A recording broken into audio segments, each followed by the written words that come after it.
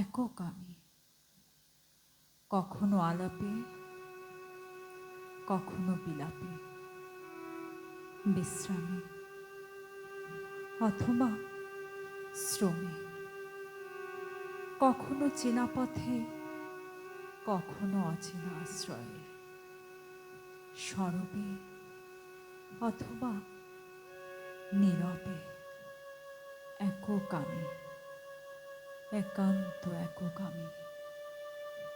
চেতনার নিসর্গ সাম্রাজ্যে আমার নাবিক মন অন্বেষায় রত, একটি নতুন দ্বীপ খুঁজে খুঁজে পেতে চায় প্রথম মাটির স্পর্শ। আমার জন্মলগ্ন স্পর্শ পায় যেমন করে একটি কবষ্ণ বক্ষের আতপ্ত পক্ষপট, যেখানে প্রথম চেতনায় একাকী আমি। আমার এই সমুদ্র অতল মনে সাবধানী ডুবুরির মতো কুড়াতে চায় মুক্ত মানিক, এবং সে সম্পদ আমি যক্ষের মতো দুহাত আগলে রাখতে চায়।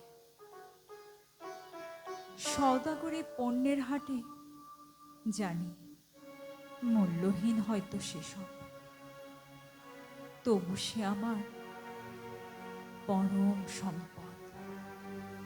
সে আমার চেতনার শক্তিতে জমাট নিটোল এক মুক্তোর দ্বারা।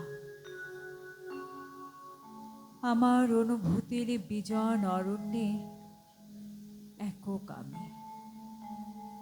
আমি শুধু আমাকেই পাই, আমাকেই ভাবি।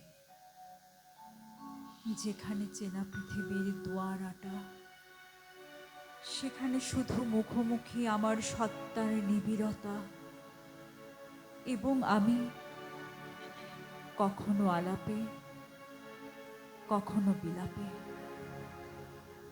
বিশ্রামে অথবা শ্রমে, সরবে অথবা নীরবে, একান্ত একক আমি। ধন্যবাদ সবাইকে। আমরা ইব্রাহিমের কণ্ঠে শুনব।